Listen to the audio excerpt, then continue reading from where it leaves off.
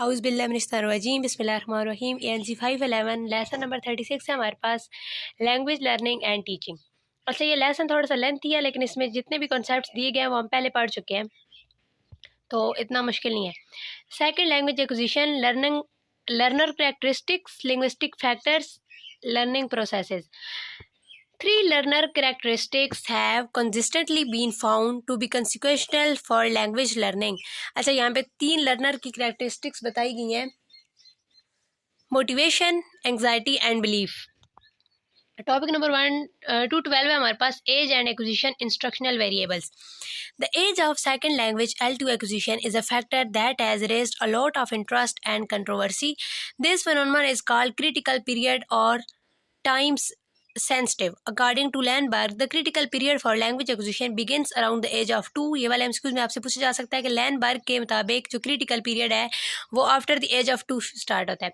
Research published prior to the mid 1990s claimed that people learning a second language after the puberty still retain a foreign accent while those who acquired it before puberty did not. अच्छा, 1990s में जो एक research थी उसके मुताबिक ये claim किया गया कि अगर प्यूबर्टी से पहले सेकंड लैंग्वेज को लर्न किया जाए तो उसमें हमारा फॉरेन लाइक एक्सेंट हम एक्वायर नहीं कर सकते हैं, जबकि अगर प्यूबर्टी के बाद हम सेकंड लैंग्वेज को लर्न करें तो वो हम एक्सेंट जो है वो सीख सकते हैं सेकंड लैंग्वेज का।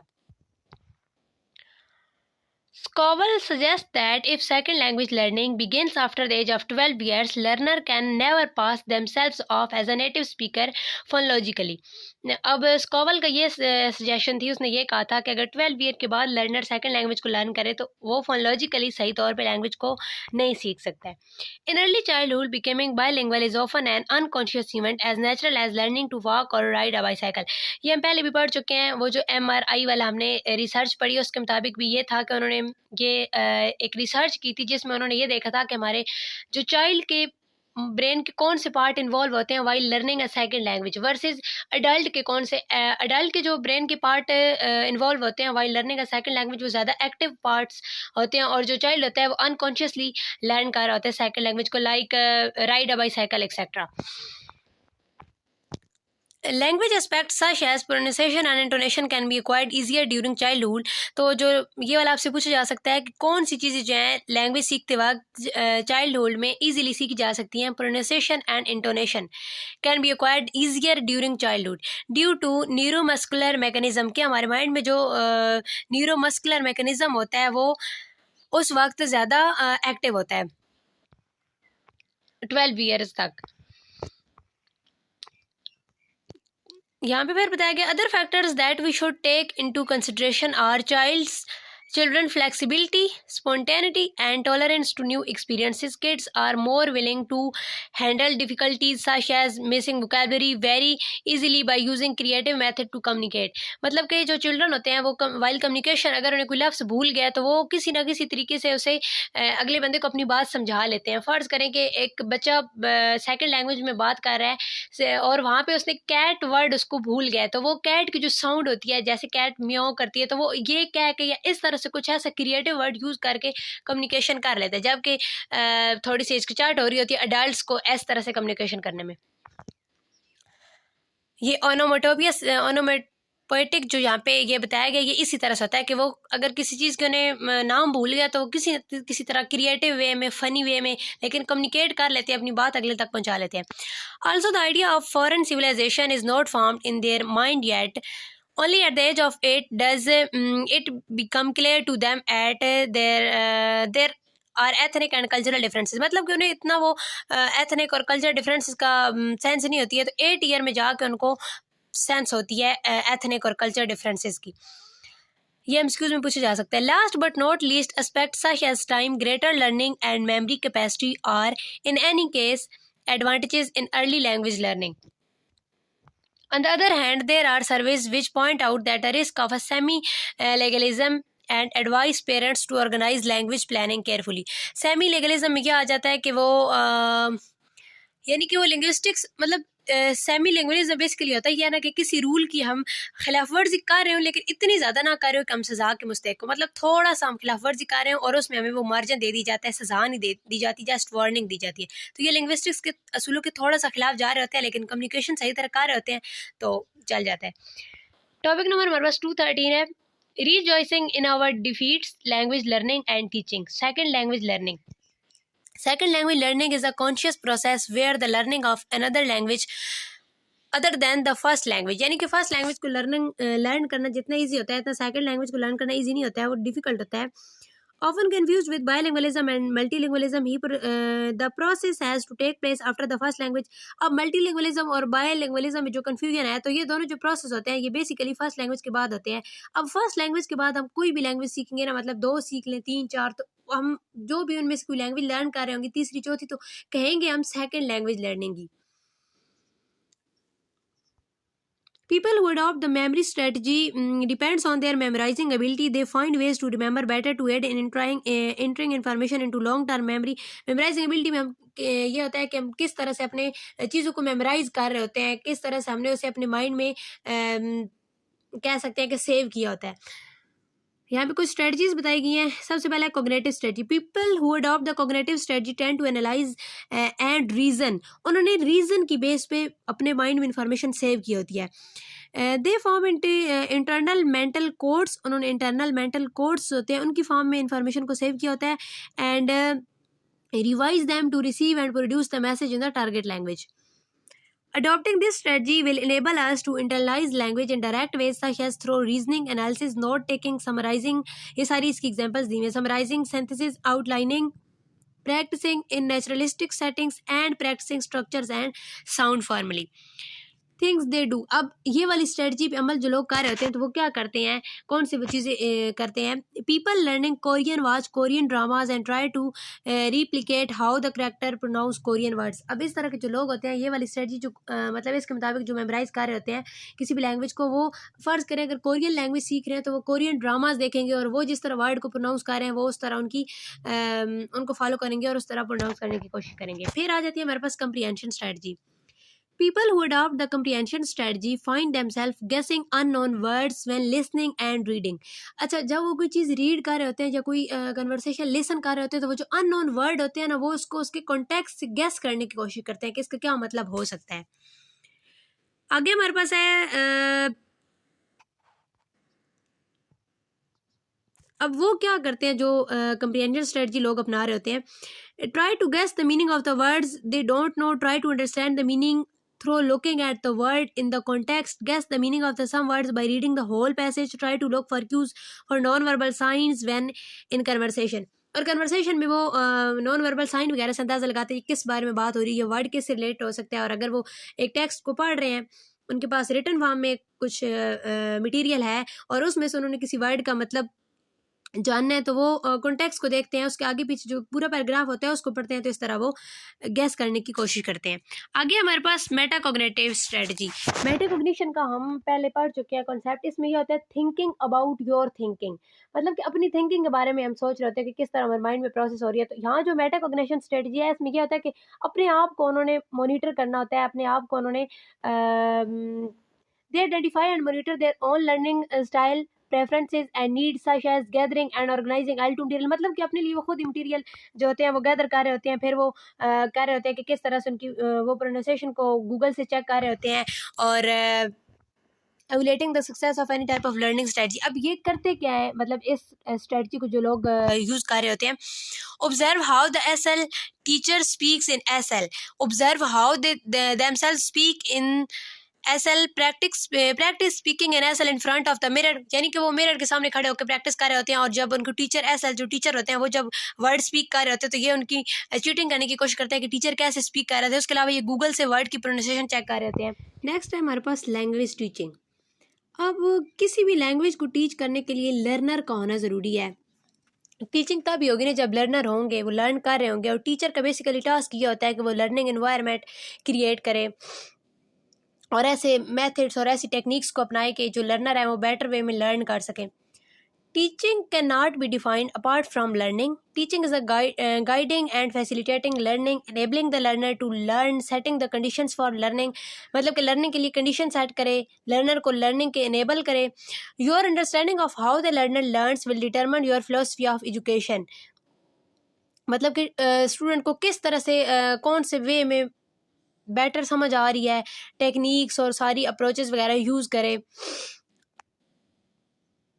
If like B F Skinner you look at learning as a process of, और बी एफ स्किनर जो है वो लर्निंग के प्रोसेस को कैसे देखता है वो यहाँ पे बयान किया गया है। B F Skinner you look at learning as a process of operant conditioning through a carefully paced programme of reinforcement you will teach accordingly.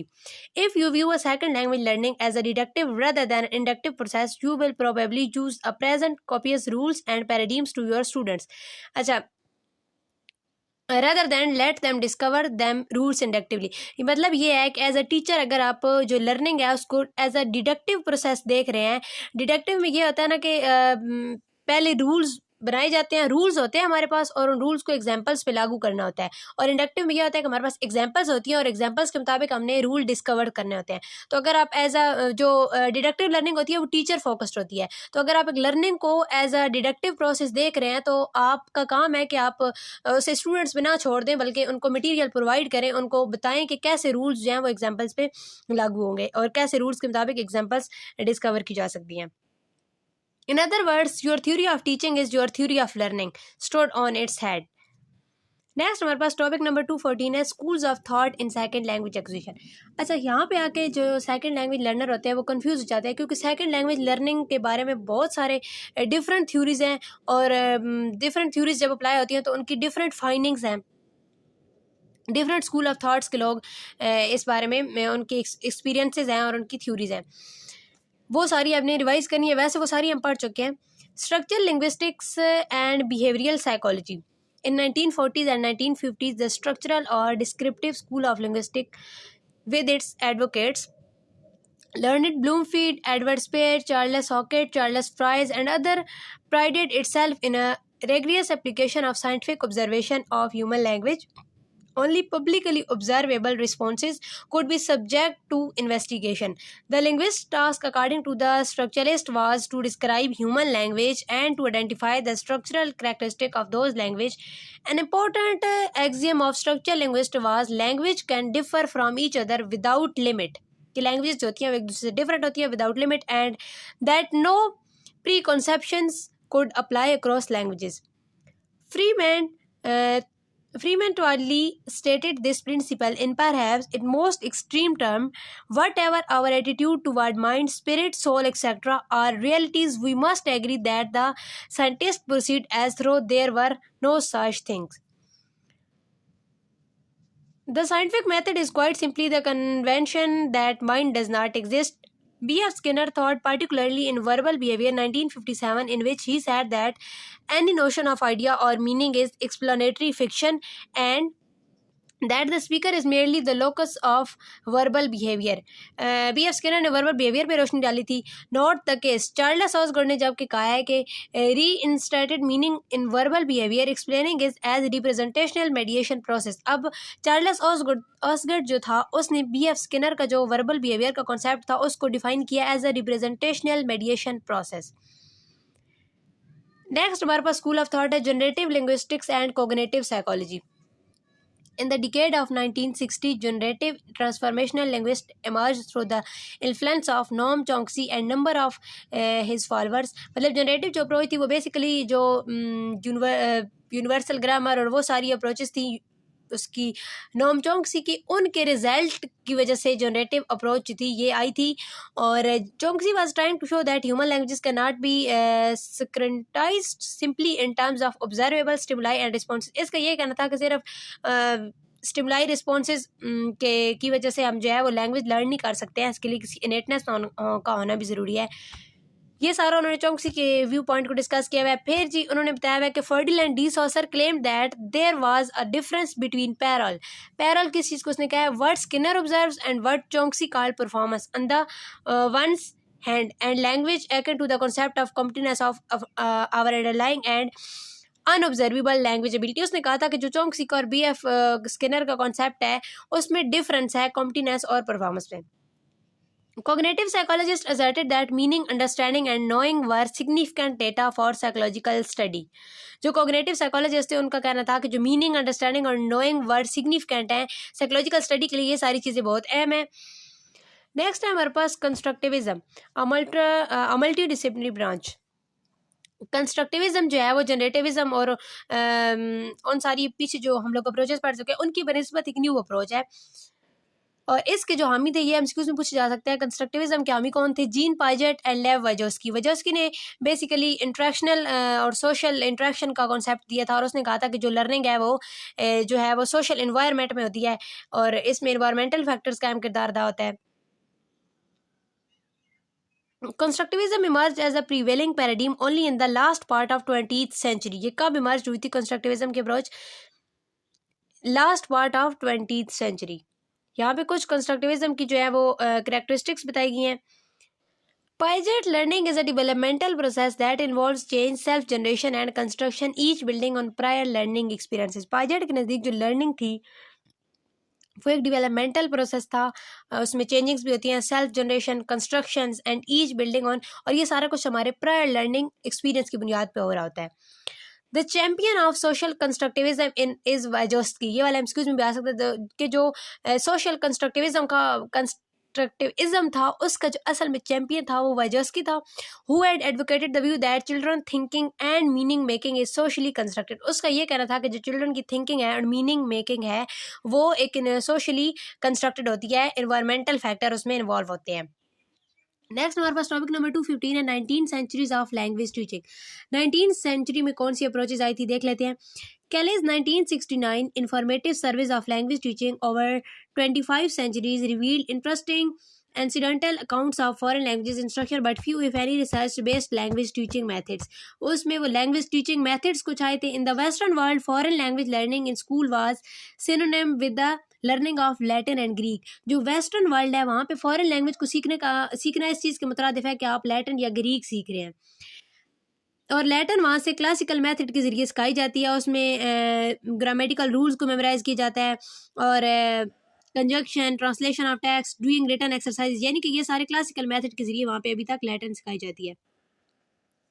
अब यहाँ पे उन्होंने ग्रामर ट्रांसलेशन मेथड का बताया हुआ है और यहाँ पे इसकी कुछ करेक्टरिस्टिक बताई गई जो कि इंपॉर्टेंट और ये पेपर में भी आ सकती है। Prater and Says-Morica listed the major characteristics of grammar translation method। ये आपको याद करनी पड़ेगी। Classes taught in a mother tongue, little use of L2। यानी जो ग्रामर ट्रांसलेशन मेथड है उसमें बहुत कम L2 का यूज़ हो रहा होता है। Much vocabulary taught in the form of lists of isolated words। और vocabulary जो है वो वर्ड्स की लिस्ट बना के वर्ड्स यानी कि उनको याद करवाए जाते हैं उनकी vocabulary इनहेंस करने के लिए। Elaborate explanation of the increase of grammar।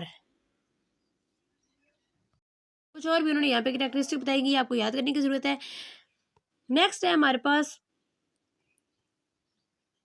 Language teaching in the 20th century. अब 20th सेंचुरी में किस तरह से लैंग्वेज थी लैंग्वेज टीचिंग। हमने 19th सेंचुरी का पढ़ा है, उसमें जो आपसे पूछा जा सकता है कि 19th सेंचुरी में कौन सा फेमस मेथड था लैंग्वेज टीचिंग के लिए, तो वो ग्रामर ट्रांसलेशन मेथड था और फिर उसकी करेक्टरिस्टिक भी बहुत इंपॉर्टेंट है, वो आपने लाजमी याद करनी है। नेक्स्ट हमारे पास है language teaching in 20th century against the backdrop of the previous 19th century, a glance through the past century or so of language teaching gives us ironically a rather refreshingly interesting picture of varied interpretations of the best way to teach a foreign language। Albert Marquardt 1972 saw these changing winds and shifting sands as a cyclical pattern in which a new paradigm to use a constant of teaching methodology emerged about every quarter of century, with each new method breaking from the old but the same time taking with it some of the positive aspect of the previous paradigm। अच्छा, इसमें जो है Albert मार्क्वर्ट ने ये कहा है कि जो लैंग्वेज जैसे वक्त के साथ साथ जो है वो लैंग्वेज को टीच करने की न्यू टेक्निक्स आती गई हैं और यहाँ पे उन्होंने एक साइक्लिक पैटर्न से उसको तशबीह दी गई है, यानी कि पुरानी जो टेक्निक्स हैं वो जाती रही हैं और न्यू टेक्निक्स आती रही हैं, लेकिन पुरानी टेक्निक्स के भी वक्त के साथ साथ बेनिफिट्स हमें मिलते रहे। Characterising the last century of language teaching metaphorically as a pendulum. अब उन्होंने लास्ट सेंचुरी के जो लैंग्वेज टीचिंग मेथड थे ना उनको कैरेक्टराइज करने के लिए यहाँ पे एक मेटाफोरिक टर्म यूज़ किया है, pendulum, swinging back and fourth between a number of opposing option, focus on accuracy versus focus on fluency. कुछ टेक्निक्स यानी कि एक पेंडुलम की तरह थी, यानी कि एक तरफ वो फोकस ऑफ एक्यूरेसी पे फोकस करती थी, एक तरफ फ्लुएंसी पे फोकस करती थी, एक तरफ सेपरेशन ऑफ स्किल्स पे करती थी versus integration of skills, teacher centred versus learner centred approach. To name a few, Martel and Weidel suggested that a new metaphors. अब वाइडल एंड माइकल ने एक न्यू मेटाफोर उनके लिए सजेस्ट किया था, that of major river constantly flowing, यानी कि एक मेजर रिवर है और वो कंस्टेंटली फ्लो कर रहा है, fed by many sources of water, river, streams, springs, यानी कि वक्त के साथ साथ वो उसमें जैसे एक दरिया में पानी आके मिल रहा होता है और वे एक रिवर बनता जाता है, इस तरह टेक्निक्स मिलती रही और न्यू टेक्निक्स जो थी वो इमारज होती गई वक्त के साथ साथ।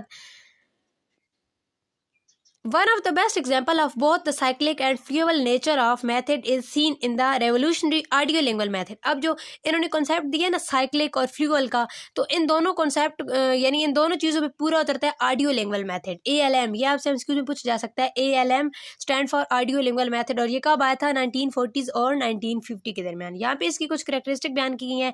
फिर यहाँ पे डायरेक्ट मेथड आया था, उसके बारे में बताया गया है। फिर एक और मेथड था कम्युनिकेटिव लैंग्वेज टीचिंग मेथड। ये सारे मेथड हम पहले पढ़ चुके हैं, इनको ज़्यादा डीपली पढ़ने की जरूरत नहीं है, जस्ट आप इनकी टर्म्स याद कर लें। CLT communicative teaching method. ये था, हमारा चैप्टर खत्म हो गया है। इसमें इतना ज़्यादा कुछ मुश्किल नहीं है, लेकिन इसको एक दफ़ा कम्प्लीटली रीड आउट लाजमी कीजिएगा, इसमें से कुछ एमसीक्यूज आ सकते हैं।